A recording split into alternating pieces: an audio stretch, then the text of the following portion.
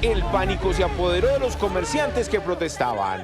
Los que estamos acá somos gente de bien. A nosotros nos obligaron a salir a la calle. Ellos llegaron a atacarme. Pues, se agotó este escenario y se dispuso pues el uso de la fuerza por parte de la policía. Vernos inmersos nuevamente en estos procesos de tomas de vías de hecho, alteración del orden público y afectación a la tranquilidad de los mismos. Y en esta oportunidad, nuevamente respondiendo por actuaciones que no fueron generadas en mi administración, las cuales ninguno de ustedes ni yo firmamos, pero que debemos asumir las consecuencias. Que el pueblo de la mesa la escucha, pero aquí en nuestro punto de concentración. La mesa unida jamás será vencida. La mesa unida jamás será vencida. La mesa unida jamás será vencida. Ratifico mi posición respecto a las zonas de estacionamiento regulado. No estoy de acuerdo con las zonas de estacionamiento regulado en este momento para la mesa. Considero que hay otra serie de acciones que se pueden implementar para mejorar la movilidad del municipio, que hoy es la queja número 1.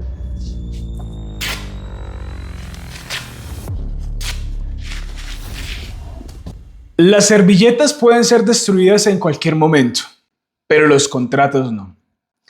No es fácil a nivel jurídico, ni financiero, ni social, deshacer lo que en puño y letra se ha establecido y firmado. Sin embargo, aquí estamos escuchando y queriendo realizar las preguntas que como comunidad, como pueblo, como región, nos hemos hecho a lo largo de este tiempo. Ya casi 2, un poco más de años durante este proceso. Así que antes de iniciar, yo le pido algo. Dispóngase a escuchar. Pues soy fiel creyente de que no hay peor ignorante que aquel que no somete su perspectiva al juicio de la verdad. Aquella verdad que se construye escuchando y sobre todo sometiéndola a la prueba del tiempo, al contraste de la información y específicamente al debate. Pues la verdad es verdad independientemente de quien la promueva, de quien la promulgue, de quien la mencione y a la larga de quien se levante quizá con rudeza a quererla quebrantar. Sin embargo, la pregunta es, ¿cuál es la verdad? Soy Nicolás David, comunicador enfocado en cortar realidades de perspectivas diferentes y reales, y te doy la bienvenida a este espacio. Un espacio de diálogo donde nos propondemos algo, escuchar a aquellos que han hecho parte de la construcción de esta verdad que ha generado un cambio muy importante en las dinámicas sociales de nuestro municipio. Así que nos hemos propuesto en esta entrevista conocer la otra cara de la moneda. Es por esa razón que el día de hoy traemos a una persona que para ustedes es muy conocida, a uno de los actores más importantes involucrados en este intercambio de información que ha afrontado a nuestro municipio. ¿En cuanto a qué? En cuanto a la contratación y la ejecución de las zonas de estacionamiento regulado, zonas azules, o como muchos lo han querido llamar, una solución a la movilidad. Él es Alejandro Aldana, gerente de nuestro espacio. Alejandro, bienvenido, ¿cómo estás? Nicolás, nuevamente muchas gracias por esta invitación. A toda la gente un saludo especial y qué interesante volver a estos escenarios para hablar. Alejandro, al igual que él, hemos dado voz a las otras partes que están en contra del proyecto. También quiero decirte que como ellos fueron bienvenidos, tú eres bienvenido. Muchas gracias. Antes de iniciar la conversación con Alejandro, quiero hacer una recapitulación rápida de cómo llegamos hasta acá. Listo, vamos en este momento en primer lugar a hacer una generalización y una ubicación geográfica y espacial de nuestro contexto, porque les voy a revelar, bueno, digo revelar no porque son documentos públicos, pero van a conocer de primera mano la documentación legal que hasta este momento soporta este proyecto y que usted podrá encontrar, por supuesto, de uso público en un link en la descripción de este contenido. Vamos allá. En octubre del año 2019, bajo la administración de la que fue la alcaldesa del municipio de La Mesa, la doctora Mercedes Rodríguez, se llevó a cabo el contrato de consultoría número CC076 del 2019, que dice la estructuración, formulación, adopción y socialización de un plan de movilidad para el municipio de La Mesa. El objetivo de este contrato o de esta consultoría fue claro. ¿Cuál? la formulación de un plan de movilidad para la mesa. Están viendo en pantalla los documentos oficiales de este proceso. Después de, según el documento, diferentes estudios realizados en este municipio, cito directamente del documento en mención. La formulación de proyectos en el marco del plan de movilidad del municipio de La Mesa está relacionada con el resumen de proyectos propuestos en el transcurso de la consultoría. Recopila los proyectos analizados y sugeridos por el equipo interdisciplinario de la consultoría. En dicho resumen, como estamos viendo, aparecen algunos programas y proyectos que obedecen al análisis de las condiciones encontradas en el diagnóstico de la movilidad del municipio de La Mesa y corresponde, por supuesto, al planteamiento de diferentes soluciones. En otras palabras, los proyectos aquí propuestos y aprobados se dan al estudio realizado con anterioridad. Y dicho estudio arrojó algo, que en el rubro de ordenamiento de los estacionamientos, la implementación de SER y creación de incentivos tributarios para la generación de nuevos cupos para motos y bicicletas. En este año, entonces, aprueba la implementación de un programa de zonas de estacionamiento regulado. ¿Sabía usted esto? Es un documento público, aclaro, no me lo inventé yo. Ahora, estamos en el año 2020 e ingresa el nuevo gobierno del doctor Humberto Segura Barragán y en su plan de gobierno, aprobado por el Acuerdo 004 del 2020 en el Consejo Municipal de La Mesa, Cundinamarca, queda explícitamente definido lo siguiente. Basado en el plan de movilidad previamente aprobado, cito, realizar e implementar un proyecto para la creación de zonas azules. En este caso, sin que el municipio, y eso es importante, asuma valores financieros al respecto. Interesante sería entonces saber quién ha asumido los costos financieros hasta este momento de todo lo que ha pasado.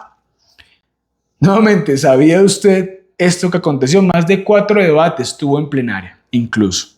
Así que si usted participó de las votaciones de ese año y estuvo atento en las convocatorias del Consejo, usted debe en este momento saber una cosa.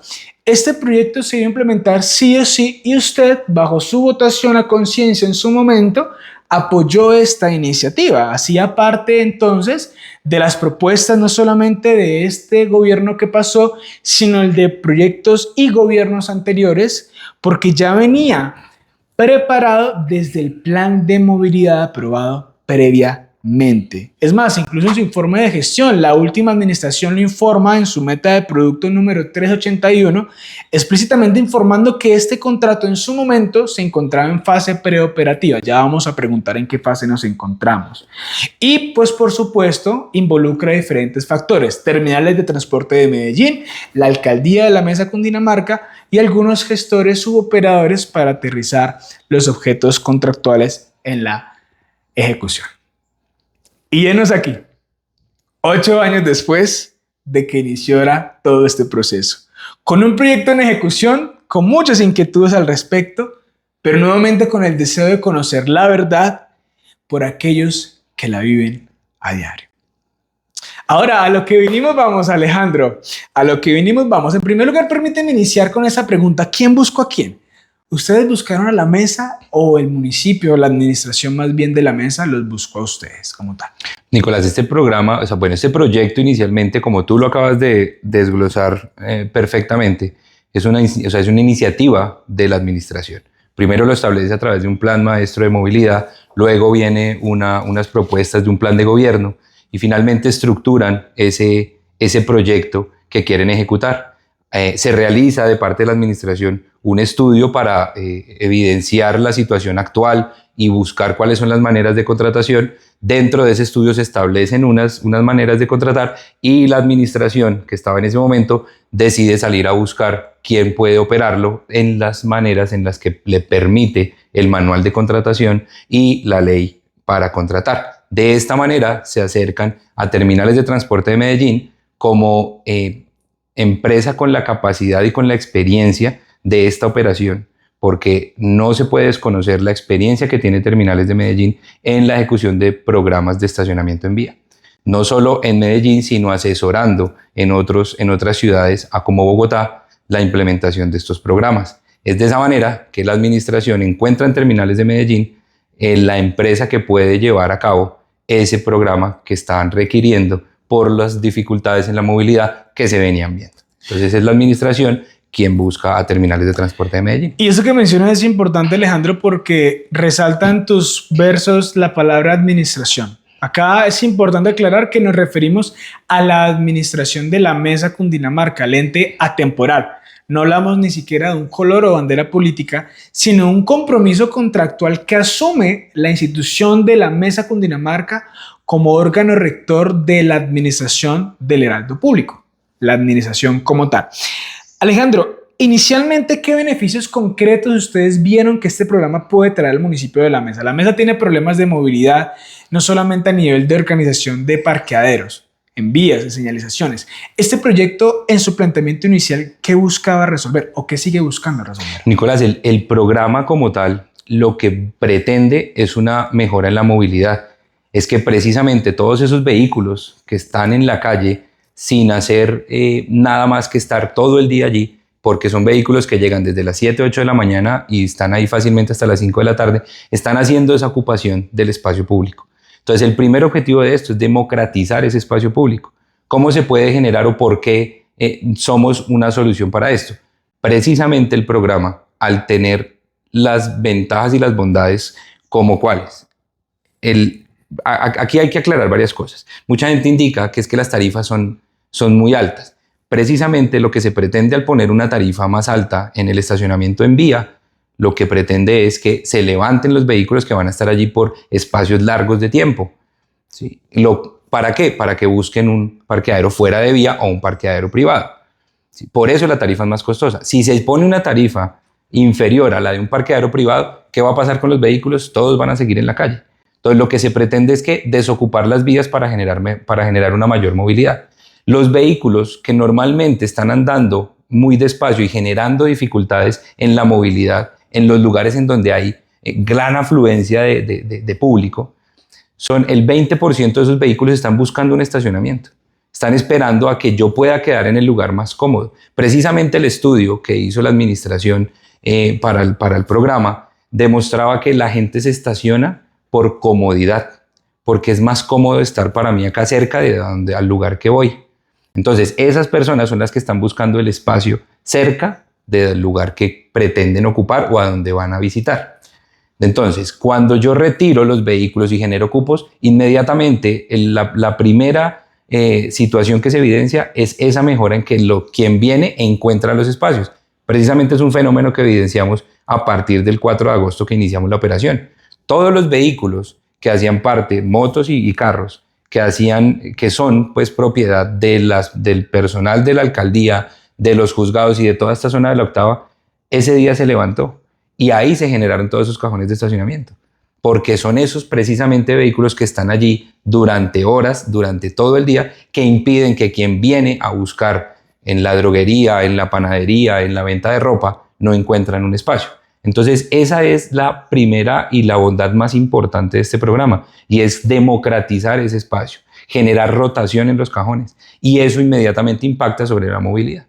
Entiendo. ¿Cómo estamos en términos de tarifas, Alejandro? ¿Cómo está el valor que cobramos o que cobra más bien el proyecto? Digo cobramos refiriéndome a que es un proyecto que pertenece en este momento al municipio con respecto a la hora en carros y motos versus un parqueadero privado, por ejemplo.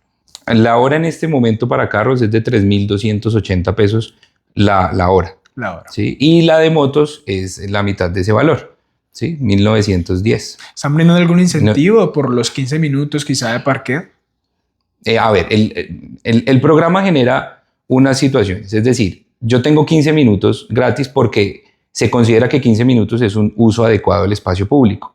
¿Sí? O sea, yo llego, voy a hacer una compra en la droguería, no me voy a demorar más de 15 minutos. Entonces, ¿qué pasa? La manera adecuada de informarle al sistema, recordemos que todo esto es con tecnología. Aquí no tenemos ninguna tiquetera, ni ningún vale, ni dinero en calle. El personal nuestro no genera ningún cobro en la calle. No paga, o sea, a ellos no hay que pagarles por el uso de los cajones. Todo es a través de la plataforma, de la aplicación móvil, del parquímetro o de los comercios aliados. Entonces, cuando yo llego, la manera de informarle al sistema que yo voy a hacer uso de los 15 minutos es a través de la aplicación móvil. ¿Por qué? Porque ahí yo estoy avisándole al sistema que voy a estar 15 minutos. Si no lo hago de esa manera, me expongo a que por sistema, como los verificadores que hoy los vemos, que ellos están capturando placas. Aprovecho la oportunidad. Ellos no están tomándole fotos a los carros para generar multas, porque no somos una autoridad de tránsito. No estamos verificando, tomándole fotos para verificar si tienen SOAT o no. Eso no tiene nada que ver. Lo que se hace es, a través de una plataforma, ingresar las placas en el recorrido de la persona. El verificador va caminando y va tomando todas las placas. Ellos ni siquiera saben cuánto tiempo lleva el carro. Es transparente. Precisamente eso genera que haya transparencia en la operación. Yo no sé cuánto lleva ese carro. Si ese vehículo está en condición de no pago, ya eso genera una alerta en la plataforma.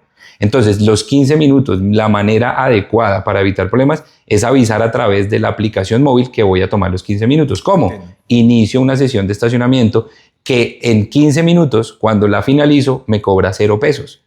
Ahí está la gratuidad. Si yo no lo hago de esa manera, me estoy exponiendo a que la verificación se dé de manera natural. Pasen y verifiquen mi placa y en 5 minutos la aplicación y las plataformas hacen la verificación si esa placa ya pagó.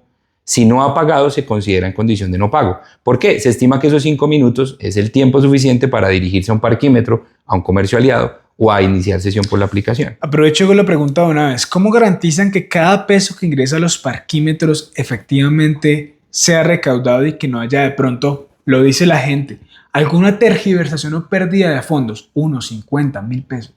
A ver, los parquímetros generan unos tickets y contabilizan cada moneda que ingresa. Okay. ¿Sí? Ellos cuentan, recordemos que recibimos monedas de 1.000, de 500, 200 y 100. El parquímetro tiene la capacidad de contabilizar cada moneda que entra por cada valor. ¿Sí? Y eso se hace una verificación contra la plataforma en donde se evidencia cuántas sesiones. Y ahí se demuestra que el dinero que entró al parquímetro es el dinero correspondiente a las sesiones de estacionamiento que se registraron en ciertas placas a la hora que sea. Entiendo. Importante, ya lo hablaremos, alejando el término de los recaudos, de los porcentajes y de la destinación específica, ¿no? Porque según el contrato hay una destinación y unos rubros específicos sobre los cuales la administración municipal tiene ya una destinación específica para esos fondos. No es como que al alcalde o la alcaldesa que esté fungiendo en su momento le entre esa plata y pueda hacer como bien le parezca, sino que ya directamente por contrato viene con destinaciones. Ya hablaremos sobre eso dentro de poco en nuestro próximo segmento. Ahí permíteme, te hago una aclaración que me preguntaste el tema de tarifas y creo que no te dije el de las motos. Entonces son 3.280 pesos para los carros y 1.640 el de las motos. Eso es lo que está en este momento.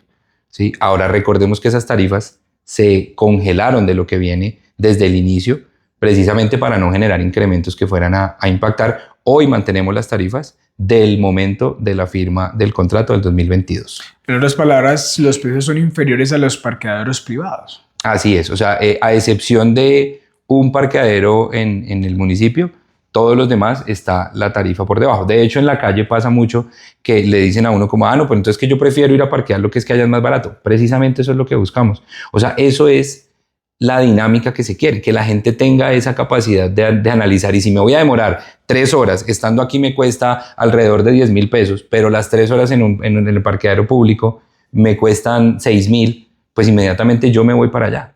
¿Sí? Entonces, eso precisamente es lo que se busca en el programa. O sea, ya que lo hablamos de esta manera, eso es lo que buscamos. Mucha gente dice como, entonces es mejor meterlo en un parqueadero. Pues claro, precisamente lo que estamos buscando es levantar todos esos vehículos que pasaban horas ahí para que, quitándole el derecho a otro de venir a utilizarlo, al comercio. O sea, se parqueaban en el frente de un comercio y entonces le quitan la posibilidad a ese comercio que alguien venga y busque directamente lo que está buscando, lo que quiere comprar.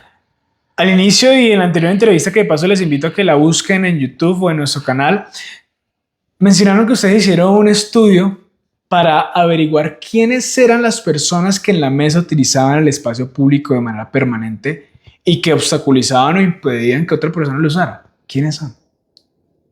A ver, el estudio que se hizo, lo hizo la administración, no lo hicimos nosotros, fue previo a la contratación.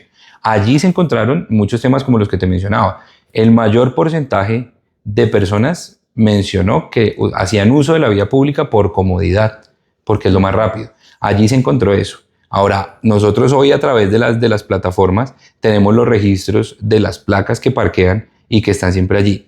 ¿Qué evidenciamos nosotros en digamos que en toda esa etapa preoperativa, en las salidas a calle, en toda la labor de lo que hemos venido haciendo?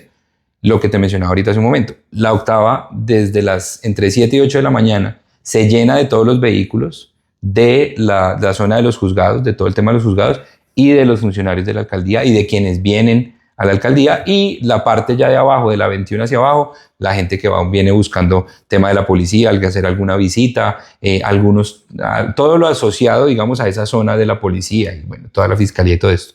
Esos vehículos eran frecuentes allí. Fue lo que sucedió el 4 de agosto, que todos esos vehículos se levantaron y fueron a los parqueaderos e inmediatamente se evidenció las zonas desocupadas y empezaron los comentarios. Es que el pueblo está solo. No, el pueblo no está solo. Resulta que lo que pasó fue que los vehículos que siempre estaban allí seguramente ya no salieron o están en un parqueadero. Y yo aprovecho para mencionar algo acá, Alejandro, y es que este proyecto ha manifestado otras realidades. Nosotros hablamos con el comercio de manera muy cercana, trabajamos con ellos, le enviamos un saludo a todos los comerciantes, emprendedores y empresarios que todos los días luchan por sacar sus proyectos adelante.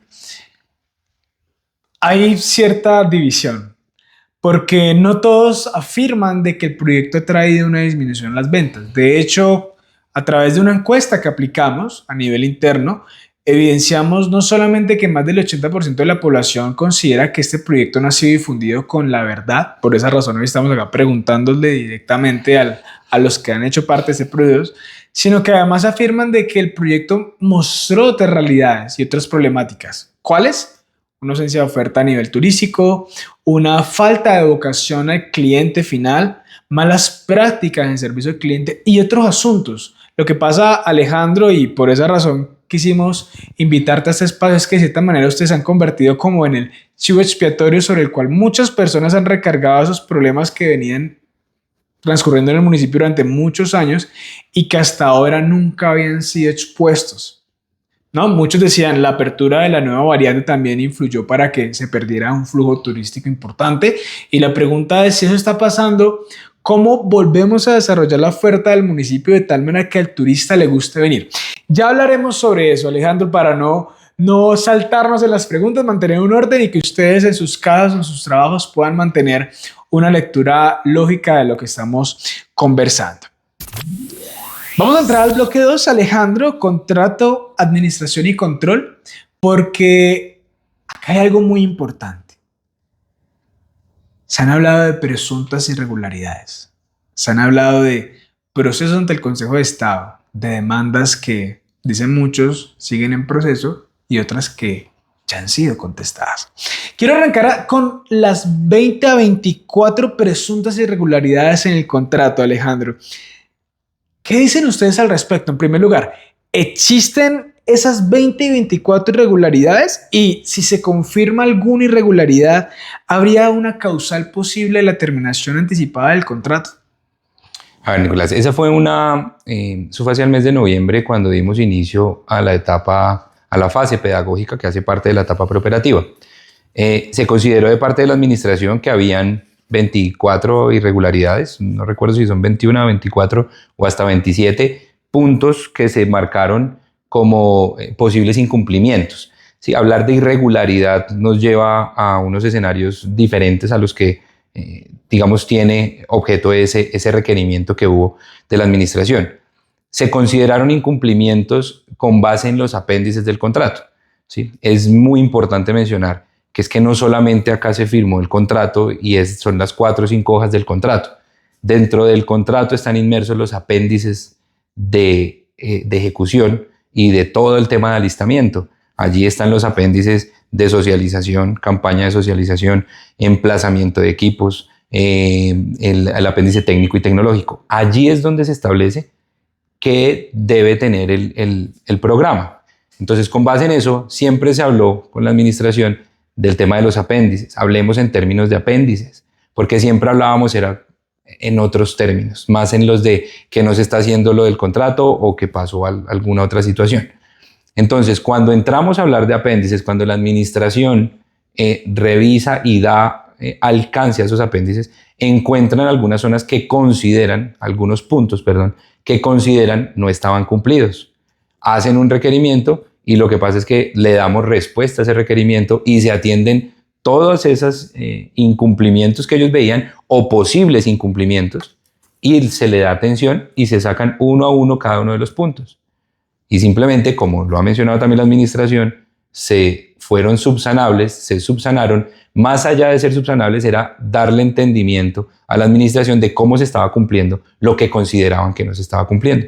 Era un tema más de interpretación y de ver qué era lo que se había implementado, cómo se había implementado, cómo funciona la tecnología. Una vez se le dio claridad, pues seguimos adelante y fue lo que sucedió después. O sea que en ese orden de ideas siguen existiendo esas 20 a 24 presuntas, dijiste tú, ¿Incumplimientos? incumplimientos. No, o sea, precisamente ya se cerraron y se dio la contestación oficial a esos, o sea, así como nos requirieron, mejor dicho, oficialmente, nosotros dimos una respuesta oficial en donde expusimos cada uno de esos puntos, los argumentos, y la administración consideró que fueron subsanados. Por eso se cerró el requerimiento. Y debo hacerte la pregunta nuevamente. En el día del paro de las manifestaciones, las últimas nuevamente, se volvieron a enviar, tengo entendido, Terminal de Transporte de Medellín, nuevas posibles incumplimientos al contrato. ¿Eso en qué va? Sí, ahí vuelven a hacer otro requerimiento y se vuelve a dar respuesta de punto por punto de la interpretación, del conocimiento, de cómo se ejecutó.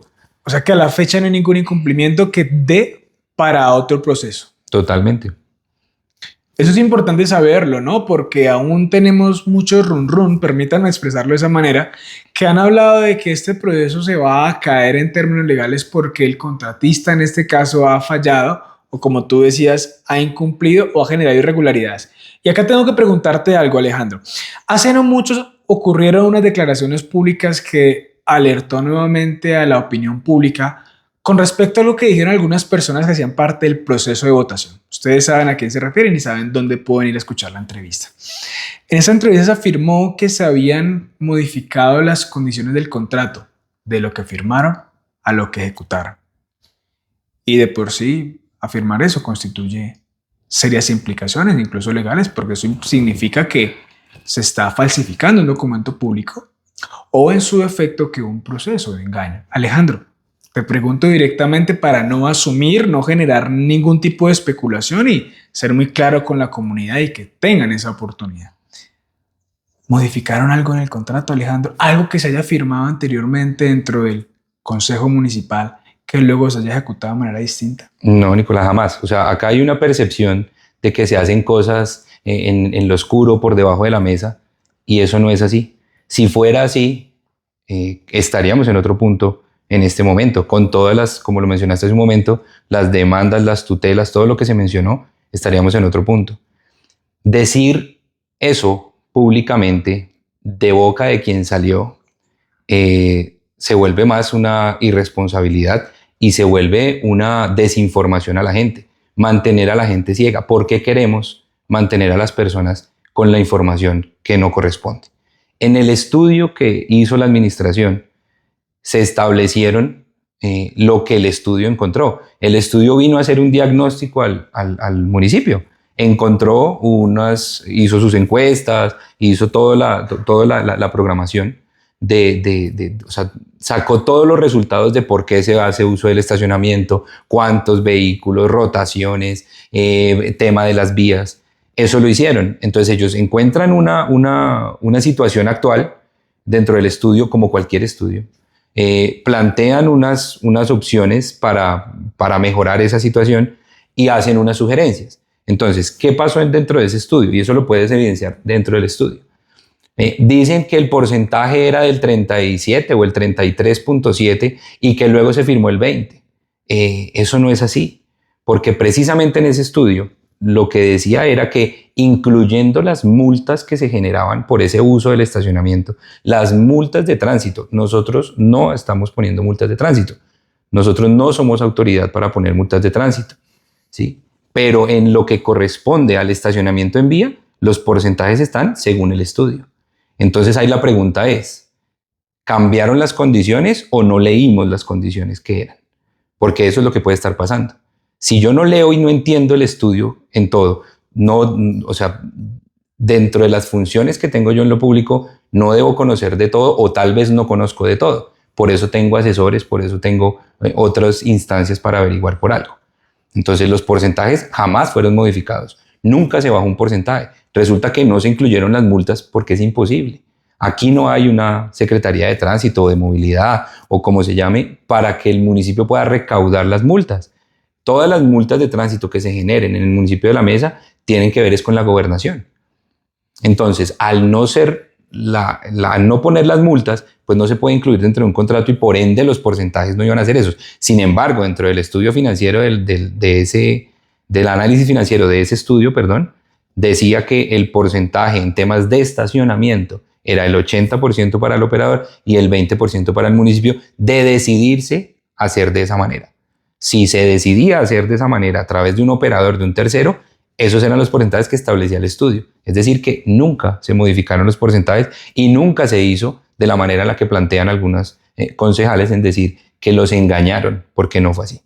Ya que lo mencionas, Alejandro, con respecto a la Secretaría de Movilidad y Transporte, ese fue uno de los proyectos que quedó instaurado en el plan de movilidad, ¿no? Cosas que se proyectan en documentos que son muy lindas a nivel teórico, pero que no se ejecutan en la práctica, como suele pasar en nuestro país, ¿no?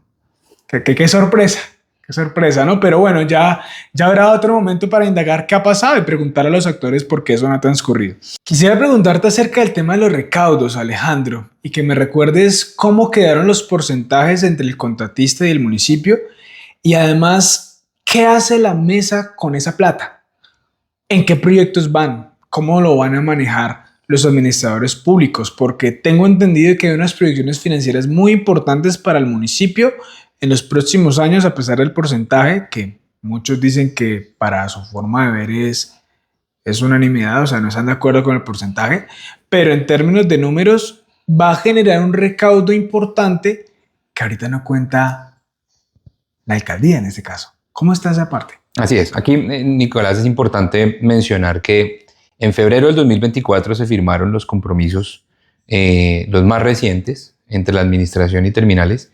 Ese día se dio la firma de un documento, de un acta en donde quedaron registrados esos compromisos, esos ajustes, en donde estaba la modificación del 20% al 22%, se subió en 2% en la participación en 2 puntos y también se estableció una participación que iba siendo progresiva según la ocupación. Esa participación puede llegar al 55% dependiendo del porcentaje de ocupación. Allí se estableció eso. Entonces aquí es importante mencionar que esa acta que firmaron los representantes legales de las partes, es decir, por el lado de la administración de la mesa, firmó la alcaldesa, que es la representante legal, y por el lado de terminales firmó el doctor Ovidio. Al firmar ellos ese documento, es quien hace las veces de la formalización de esos compromisos. Por eso acá uno de los mitos que hay es que ¿dónde está el otro sí de esos compromisos? No se requiere un otro sí como documento que se llame otro sí, porque la ley permite y lo que indica la ley es que debe haber un documento que firmen los representantes legales de esos acuerdos. Entonces, eso primero para aclararlo, el porcentaje hoy es el 22% para el municipio, el 78% para terminales y eso tiene una variación según la ocupación. Todo eso quedó allí. Ahora, el tema de la destinación, eso es algo que viene desde el acuerdo municipal que le dio vida a todo este tema que estamos hablando hoy, al contrato, a todo lo adicional. Y esa destinación corresponde a la infraestructura vial.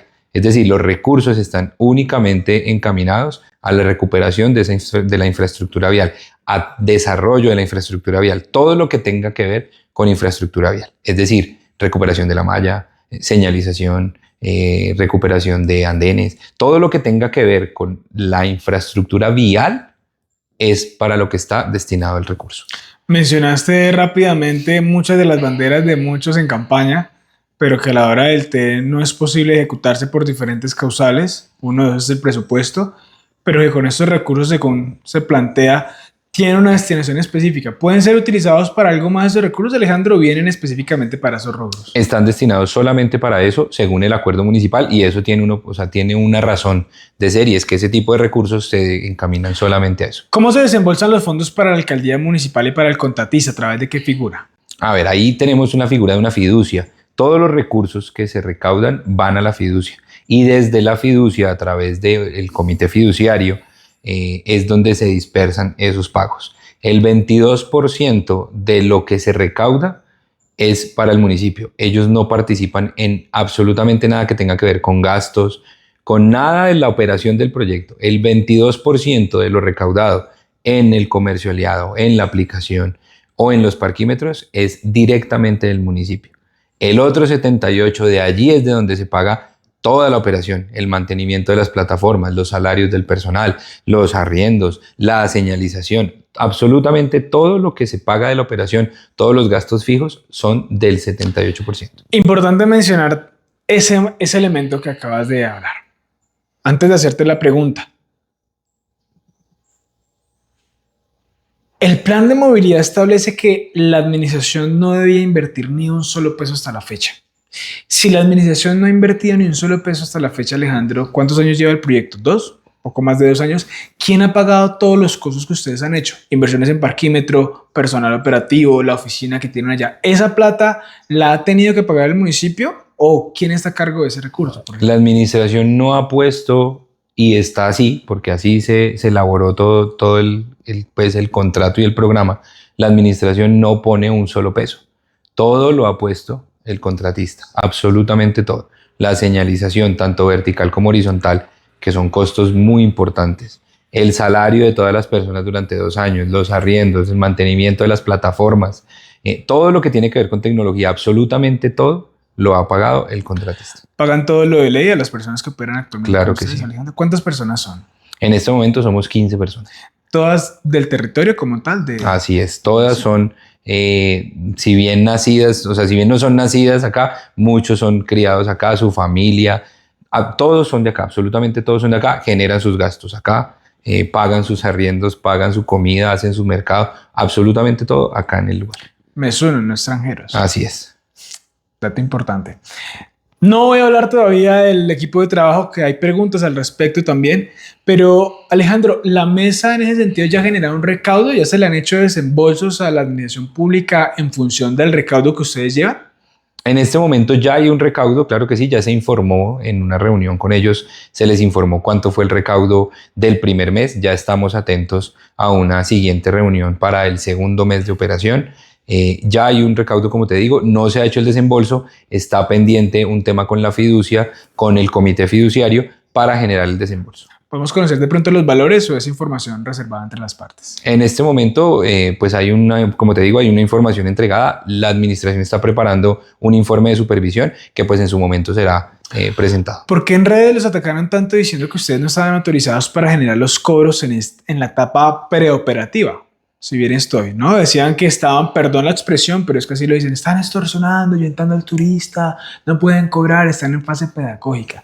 ¿Tenían ustedes permitidos hacer esos cobros, Alejandro? Nicolás, es muy importante esto que mencionas acá porque precisamente de todas estas situaciones es natural y es interesante e importante que surjan liderazgos de la comunidad porque precisamente es lo que se requiere para hacer crecer el territorio para cualquier dinámica social. Hemos tenido acá el nacimiento de muchos líderes y lideresas que quieren, digamos que buscar lo mejor para su comunidad. Lamentablemente, muchos de esos líderes están errando el camino y esos líderes son quienes se encargan de divulgar ese tipo de afirmaciones como las que tú dices. Que no estaba permitido, que estábamos robando, extorsionando. Son palabras muy densas, ¿sí? Que si nos llevamos, y si me permites, y creo que el espacio es importante, estamos en un país que ha vivido violencia durante muchísimos años y generar ese tipo de violencia y perfilar a las personas que trabajan en algo simplemente porque yo considero, tengo una lectura, es muy complicado. Sí, estamos en un país que enfrenta unas situaciones de violencia y de perfilamientos, de inseguridad, precisamente por andar haciendo ese tipo de cosas. Lamentablemente, muchas de estas personas han manifestado que no está permitido. Tristemente, no conocen, no han leído o no interpretan de la manera adecuada los apéndices del contrato, que lo mencioné hace un momento. La importancia de saber que no solamente son las 4 hojas o 5 hojas de un contrato, sino que tienen unos apéndices. En el apéndice de socialización se establecen las etapas de esa socialización y de la etapa preoperativa. Todo lo anterior a la operación es la preoperación. dentro de la etapa de socialización estaban contempladas unas fases. Una de esas fases era sin cobro, sin sanción, es decir, simplemente una pedagogía de buenos días, buenas tardes, buenas noches, está usted llegando a una zona de estacionamiento, esto lo debe hacer, debe pagar en el parquímetro, en la aplicación móvil, toda la socialización que hicimos siempre en los puntos fijos, llevarla al usuario.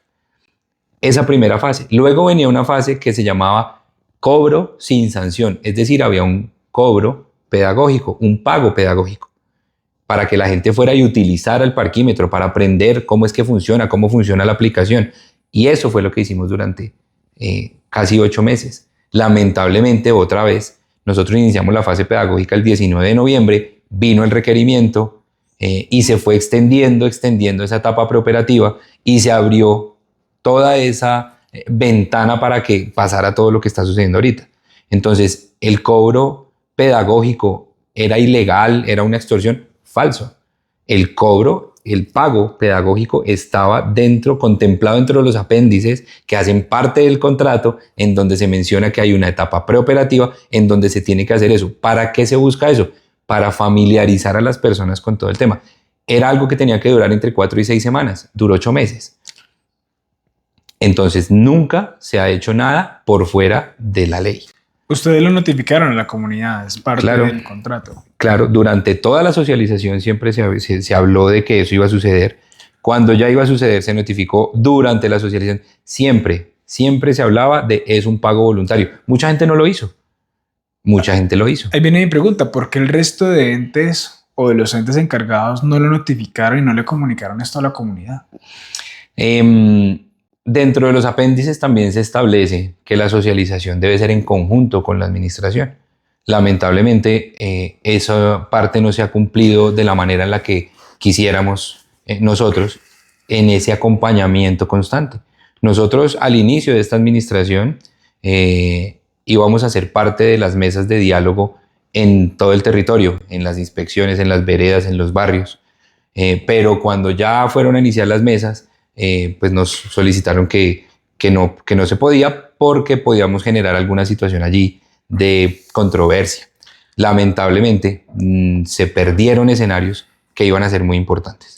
Rápidamente, para mencionar lo que me parece importante rescatarlo, también les dicen y les afirman que ustedes no socializaron el proyecto. Yo, en honor a la verdad y por la verdad, debo decir que en su momento, con la anterior empresa con la que yo trabajaba, nos fue llegada, o más bien nos llegó la invitación para participar en una socialización. Esa socialización, se hizo en el punto Vive Digital en su momento y estuvimos con varios colegas del medio. ¿Por qué se sigue afirmando eso, Alejandro? ¿Ustedes con quiénes se reunieron? ¿Con quiénes charlarlos? ¿Por qué la gente en este momento afirma eso que nunca se socializó si por tus palabras estás afirmando de que eso recaía sobre la administración de su momento o sobre la nueva administración, pues? A ver, como te digo, es un trabajo conjunto. Es un trabajo en conjunto que que se debería desarrollar entre las dos partes. Entiendo. Ahora, aquí hay 2 temas importantes que resaltar. El 23 de septiembre del 2023 iniciamos nosotros la socialización del programa y durante 2 meses estuvimos entregando volantes negocio por negocio, comercio por comercio, de todas las zonas de influencia en donde iba a haber zonas de estacionamiento, en los lugares residenciales, puerta por puerta, si no abrían volante por debajo, volantes en cada vehículo que estaba en las zonas de estacionamiento. Esa fue una actividad que se realizó con el equipo de trabajo y de parte del programa. Ahora, lo que mencionas de las reuniones en donde estuvimos, la administración en su momento, la administración anterior, organizó unas sesiones dándole cumplimiento a parte de esa socialización, eso que te menciono del apéndice, y estableció unas reuniones, nos indicó con quién, nos prestó unos lugares, la administración precisamente puso la alcaldía para hacer una socialización con el grupo de funcionarios y contratistas. Fuimos al punto Vive Digital, allí tuvimos reuniones con diferentes sectores. Estuvimos reunidos con comercio, con turismo, con medios de comunicación, con candidatos en ese momento a la alcaldía, y todo eso fue en conjunto. O sea, la administración nos o sea, buscó a algunas de esas personas y las citó en esos lugares y nos dijo o nos indicó a dónde ir y trabajamos en ese momento en conjunto con ellos. Hablaron con los candidatos. Los candidatos sabían entonces de ese programa. Así es, hablamos con 3 candidatos, fueron elegidos, vuelvo y digo, por la administración, nos dijeron con quién debíamos reunirnos, hicimos nosotros la gestión y nos reunimos con los 3 principales candidatos del momento, como quienes tenían la mayor intención de voto, por así decirlo. Entiendo, y les fue socializadas las condiciones. Así es. Que todo fue nuevamente, socializado. o sea, no es un proyecto, y eso es importante aclarar, es que la gente dice, no, es que fue tal candidato, es que fue tal. Es un proyecto que viene de muchos años, por el cual usted probablemente votó, y esta es mi verdadera inquietud en esto. Miren, yo les voy a hablar desde mi realidad. Yo estuve en esa mesa, yo participé de la socialización, y lamentablemente en ese momento mi interés y amor hacia mucha parte del territorio al querer involucrarme activamente desde mi rol puede que no estuviese tan enfocado, ¿sí? Entonces en mi caso yo no le di tanta importancia, pero a mí ustedes me lo dijeron, a mí ustedes me hablaron de las condiciones, de las implicaciones y de los tiempos. La pregunta es, si yo sabía, ¿por qué nunca me involucré? Yo creo que en este momento lo que está pasando en nuestro municipio es que padecemos del mal del idiota, como decían los griegos, que no es más que es una persona que no mira más allá de sus narices y simplemente se interesa por lo privado y no por lo público. Toda vez de que piensa que lo público no afecta a lo privado, pero es todo lo contrario. Una decisión en lo público tiene repercusiones privadas. Supongamos que el gobierno prohíba la zanahoria y usted come mucha zanahoria. Una decisión pública afecta su vida privada. En este caso es igual. Si la gente votó por un proyecto, si la gente participó en las sesiones del consejo, ¿por qué nunca, no hablo de todos, ¿no? Hay que aclarar, pero al menos los que hoy en día salen, se interesaron en su momento por ese tipo de acciones? Y más allá de generar oposición, enterarse de manera imparcial de los asuntos, porque la realidad es, Alejandro, sí tenemos un problema de movilidad, por eso estamos acá. Gracias por las respuestas ante todas esas inquietudes que representan lo que la comunidad ha querido preguntar, la encuesta que hemos realizado y la investigación que se ha presentado. Alejandro, vamos a entrar al bloque número 3, impacto y percepción ciudadana. Okay. La comunidad manifestaba diferentes inconformidades, incluso, llamémoslo, desagrados y desacuerdos sobre algo en particular, y es el uso del cepo. Sé que hay un nombre técnico para eso, seguramente no le responderás. Y uno de los principales argumentos es que ustedes no son autoridad de tránsito para establecer ni multas ni sanciones, ni mucho menos un tema de inmovilización de cepo, ¿no? Hay una ley, creo que es la 769 con el primer artículo, en fin. Por supuesto que ya los abogados conocen mejor del caso. ¿Son ustedes autoridad de tránsito para hacer esto, Alejandro, o bajo qué medidas pueden realizarlo? Bueno, aquí es muy importante dar aclaración a este punto que está siendo ahorita bastante controversial. Lo primero es que la imposición del DRMB o el cepo en las zonas de estacionamiento regulado se hace por que hay una persona en condición, o sea, únicamente cuando no están pagando, o sea, cuando hay una condición de no pago o cuando se está haciendo mal uso de los cajones de estacionamiento. Eso no es una multa de tránsito, ¿sí? Ese es el primer punto importante para irlo desglosando. En este momento, la ley 769 establece que el inmovilizador se debe poner con una autoridad de tránsito cuando los vehículos están en una zona de prohibido parqueo o en obstaculizando el espacio público o la movilidad. Ahí está la primera o la parte más importante. Las zonas de estacionamiento regulado no son zonas de prohibido parqueo. Al contrario, son zonas donde está permitido parquear. Entonces, bajo ese principio, no hay que confundir los dos conceptos del uso del inmovilizador. En este caso, el inmovilizador, como lo dice un fallo reciente de un tema en Bogotá, en donde se pretendía mencionar el tema de la autoridad, el juez lo que dice es que en el caso en que el inmovilizador sea por un tema contractual dentro de una zona de estacionamiento regulado, lo puede poner el operador, basándose en que la ley establece que solamente se pone en autoridad de tránsito cuando están en un lugar que es prohibido estacionarse. Perdón, te interrumpo ahí. En otras palabras, el uso del cepo únicamente está permitido, digamos, ejercerse o colocarse dentro del marco de la zona de estacionamiento regulada. O sea, ustedes no pueden de pronto, no sé, ahí ven un carro mal parqueado fuera de la zona demarcada, no pueden ir a accionar el cepo para ese conductor, así está infringiendo una norma de tránsito. Exactamente. O sea, nosotros no somos autoridad de tránsito. Eso es lo primero que tiene que quedar claro. Nunca hemos dicho que somos la autoridad de tránsito para hacerlo. ¿Sí? Precisamente lo que estamos hablando es que es una medida disciplinaria dentro de un contrato que establece eso para cuándo, para los casos en que no pagan y que están haciendo mal uso de las zonas de estacionamiento. Pero como tú lo mencionas, si yo encuentro un vehículo mal parqueado en una zona que no es regulada, yo no le puedo poner el inmovilizador. Estaría extralimitándome y ahí sí estaría cometiéndose el delito que están mencionando. Entiendo. La gente suele hablar de que el cambio de movilidad fue responsabilidad de este proyecto, ¿no? La octava bajando, la quinta subiendo. Alejandro, ¿esa medida fue solicitada por nuestro espacio o quién la generó? Falso. O sea, eso en ningún momento nosotros lo solicitamos. De hecho, los diseños para la demarcación y todo siempre se hicieron con base en el doble sentido de la octava.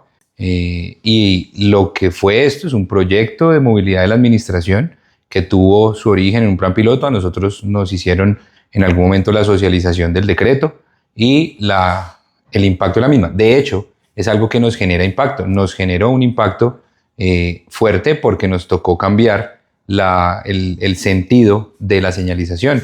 Y una vez hicieron nuevamente el decreto que quitó el doble sentido de la octava, tuvimos que volver a darle vuelta a las señales. Es decir, a nosotros esa medida nos afectó. Alejandro, se han generado diferentes amenazas o repercusiones en nuestro municipio. Los líderes actualmente, líderes sociales, afirman que han tenido ciertos indicios de persecución en su contra. Lo han manifestado en redes sociales, muchos de ellos se grabaron incluso en el hospital, ¿no? Vimos esos momentos de alta tensión, las horas de la noche por la intervención de la UTEM y bueno, todo lo que se generó. La pregunta es, ¿qué con ustedes?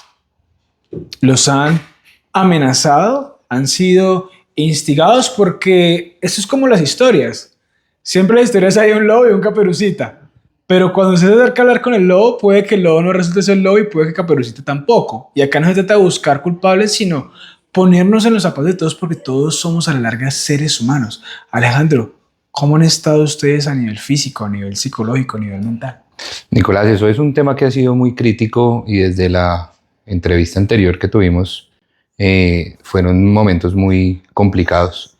El hostigamiento hoy sigue siendo y antes ha venido en aumento. Amenazas a diario.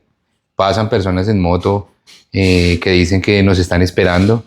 Gente que nos dice que si le ponemos un inmovilizador nos va a picar.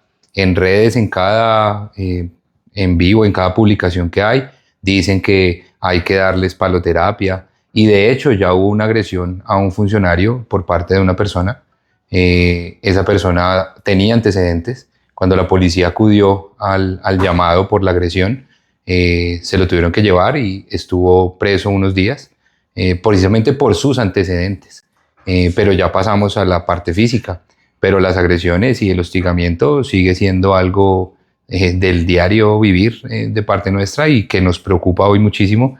Le hemos manifestado a la personería, a derechos humanos. Precisamente hoy ya tenemos algunos procesos iniciados en contra de personas que a pesar de indicar y de solicitarles que no publiquen nuestros rostros en las redes, lo hacen amparándose bajo unos derechos que se inventan o que no existen, y estamos esperando a que la policía y la justicia haga algo, y es lamentable porque las personas que están viviendo esto hacen parte de la comunidad. Hoy en día muchos de ellos de los empleados, de los trabajadores nuestros, tienen dificultades a la hora de salir. En el mercado les dicen cosas, en la fila, salen a compartir con amigos y los señalan, les gritan, les dicen allá van los del hacer, y con esto pues el tema se vuelve muy difícil. Entonces se están viviendo momentos muy complicados de agresiones físicas ya y de otras amenazas que lo mantienen a uno con el temor de qué va a suceder con esto, o sea, qué estamos esperando que suceda para parar este hostigamiento. Yo te digo una cosa y pues independientemente de quienes estén, si las personas se sienten amenazadas y tuvieron sus temas de derechos humanos es perfecto, pero nosotros también pertenecemos a la comunidad, nosotros también tenemos esos mismos derechos humanos y es lo que hemos manifestado en muchas mesas en donde, ¿y nuestros derechos cuáles son? Y no puedo entender los dolores que hay, ¿verdad? Tú lo manifestabas, pero si la forma de resolver las diferencias es generando más diferencias y haciendo uso de el odio, seguramente esperemos que no lo censuren, pero un asesinato incluso, pues ¿qué tipo de país nos sigue esperando? O sea, la larga violencia solo genera más violencia y, dicho sea de paso, no es el camino en ningún sentido. No es el camino ni para un contratista, ni para una administración, ni para ningún líder. Es más, acá yo quiero ser muy directo. Si a usted sus líderes le están incitando al odio, apártese de ellos. Porque un líder que quiera el bien para su comunidad no les infunde odio de su prójimo, les infunde respeto y diálogo. Y es un llamado también para aquellos que se han abanderado en este tiempo los procesos y que, independientemente de lo que han procurado, han generado es más bien rencillas. Creo que nuestro país ya tiene mucho historial de esto, Alejandro. Y es realmente lamentable, Reitero, más allá de las negociaciones, más allá de los porcentajes, más allá de cualquier cosa, la solución y el camino jamás será la violencia. Tal cual, sabes cómo te lo decía hace un momento con los términos que se utilizan en las redes y sobre todo a veces queda uno sorprendido de las personas que lo hacen. Hace poco alguien ponía un comentario de secuestraron el pueblo, diciendo que nosotros habíamos secuestrado el espacio público, algo así.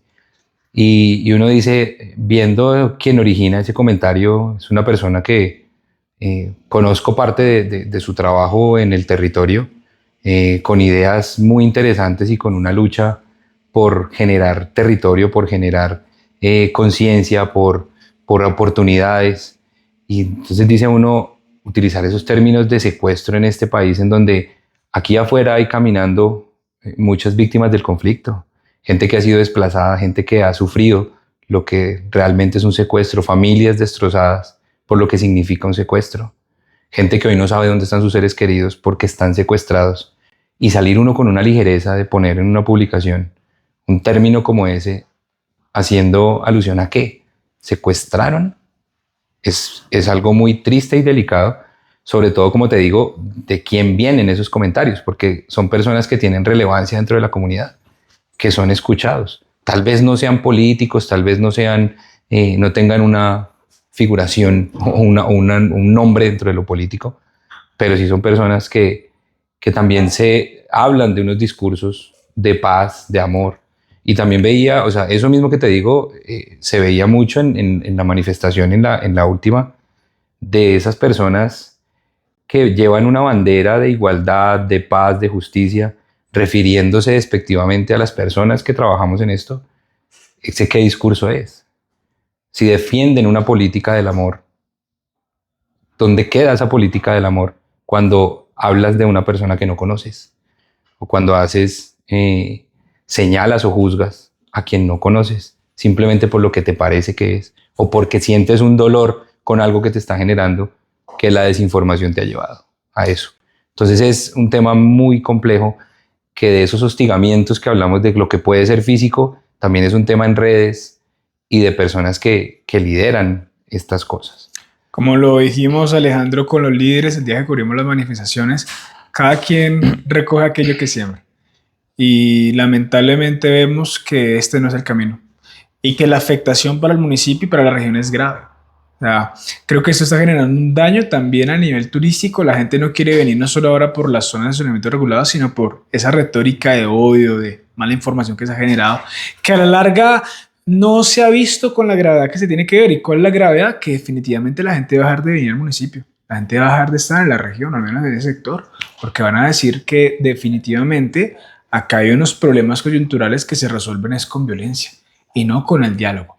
Entonces la invitación vuelve a ser lo mismo que le dijimos a los líderes, se lo reiteramos a ustedes, Alejandro, y al equipo de trabajo que está allá. El diálogo siempre es la solución y por eso es siempre bienvenido que tú aceptes estos espacios para conversar con la comunidad y colocar el otro lado de la moneda. Así es. Alejandro, rápidamente, ¿qué responde nuestro espacio frente a la posibilidad de cancelación de contrato que ha manifestado la alcaldía municipal en este momento? La postura es clara y es que no hay motivos ni para suspender ni para cancelar el contrato. Continúa el proyecto. Claramente, o sea, en este momento no hay ninguna suspensión, no hay ninguna cancelación. De hecho, en este momento lo que está es unas acciones que la comunidad puso dentro de lo legal. Ese es el camino. Si esto lo determina un juez, es diferente. Pero mientras eso no suceda, pues la postura es seguir adelante. ¿Qué repercusiones económicas, jurídicas o legales puede tener el municipio al cancelar ese contrato de manera anticipada, Alejandro? Se ha hablado acerca de unos compromisos fiscales a largo plazo bastante comprometedores. ¿Qué tan cierta es esa información? Y más o menos en términos, ¿cuánto estamos hablando? Pues Nicolás, David, hay que tener en cuenta y hay que tener muy presente que la gente tenga claro que acá se le da cumplimiento a los temas de ley y dentro del contrato se estableció una matriz de riesgos.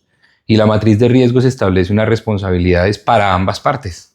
¿Sí? O sea, el municipio o la administración no puede encargarse de cosas que el operador debe, así como el operador no puede encargarse de cosas que la administración debe. Por ejemplo, la autoridad del orden público. No es el operador el responsable del orden público. Decían en algún momento en la manifestación que se cancele el contrato por orden público. Ese no es digámoslo así, un motivo de orden público. ¿Sí? La manifestación claramente es la manifestación de un grupo de personas que están en contra de una medida, pero el hecho de generar un cierre en una vía no inmediatamente genera un tema de orden público. Eso lo explicarán los abogados y lo han dicho. Entonces, ¿qué hay que tener en cuenta acá? Que cualquier incumplimiento a esos riesgos, pues debe pagar quien es el responsable de asegurar que eso se dé. Entonces, si estamos hablando de que por orden público no se pueda ejecutar el contrato porque no van a permitir, porque van a romper, porque van a seguir haciendo daños, pues finalmente hay quien es responsable de eso, debe atender y seguir esa responsabilidad. Entonces ahí vendrían los temas de lo que deberían pagar. Esto no se puede cancelar de manera unilateral. Y si se hace, pues se debe respetar un contrato y se debe asumir lo que ese contrato indica. Bajo las proyecciones que tuvimos la oportunidad de conocer esa información financiera, hablamos de miles de millones, incluso 50.000, 60.000 millones de pesos, solo bajo una sola administración que de inmediato quitaría la oportunidad de establecer cualquier tipo de inversión a nivel social. Mejor dicho, en todos los sectores que invierte pues la plata las alcaldías municipales de manera regular.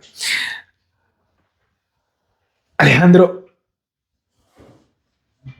¿qué mensaje les envías tú a las autoridades municipales en este momento? Pues Nicolás, acá el mensaje más claro es que hay que cumplir la ley. El contrato es ley para las partes. Aquí lo que hay es que cumplir un contrato. Las obligaciones de cada una de las partes se deben cumplir. Ese es el mensaje más claro que tenemos las dos partes. Tenemos que cumplir el contrato. ¿Han sentido que les han torpedeado la ejecución del contrato? Han habido muchas situaciones que nos han afectado sin tener argumentos de fondo. Y pues con eso hemos aún batallado y seguimos haciéndolo, siempre sin buscar mayor dificultad, sin buscar enfrentamientos, porque es lo que menos queremos y es la política de terminales y de nuestro espacio en ningún momento es la confrontación. ¿Estás de acuerdo con las palabras que acaba de pronunciar el gerente de nuestro espacio, Alejandro Aldana? Es un proyecto muy interesante que muy seguramente no se va a acabar tan fácil ni tan rápido. Es un proyecto de 11 años, ¿no? Y esto tiene unas implicaciones. Como hablábamos al inicio, la servilleta se rompe fácil, pero un contrato no. Hoy en día los matrimonios terminan más rápido que incluso una servilleta. Y es lamentable. Pero así como en Crónicas de una muerte anunciada, se terminó con la vida de un joven que nada tuvo que ver con los acontecimientos de los cuales era acusado. Así, la vida de las personas siempre está en riesgo cuando por X o Y circunstancia no se aclaran, valga la redundancia, los hechos. No se escuchan las partes y se toman decisiones acaloradas en un momento de ira. Por esa razón, esta entrevista no tiene como objetivo fundamental decirles qué hacer, sino conocer los argumentos de fondo con los implicados, para comprometernos a construir un mejor territorio que beneficien a los que se encuentren acá, a usted, Alejandro y a mí, de manera informada, diciéndoles ahora, por supuesto, y dándoles la oportunidad qué deshacer y qué decir. A la larga, así esto no esté este proyecto, los problemas van a seguir. Desorden en las vías públicas, gente parqueando como quiere, donde quiere, ausencia o falta de señalización clara, una deslegitimación de la fuerza pública y muchos más males que aquejan a nuestra sociedad. La pregunta es, ¿cómo entre todos nos comprometemos a trabajar por un territorio diferente, por el mundo que queremos?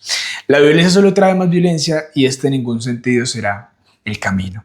Por esa razón, antes de tomar alguna decisión, infórmese, cerciórese y escuche a las partes, pues no siempre el lobo es lobo y la oveja es oveja. A la larga, veritas prevalebit, la verdad prevalecerá.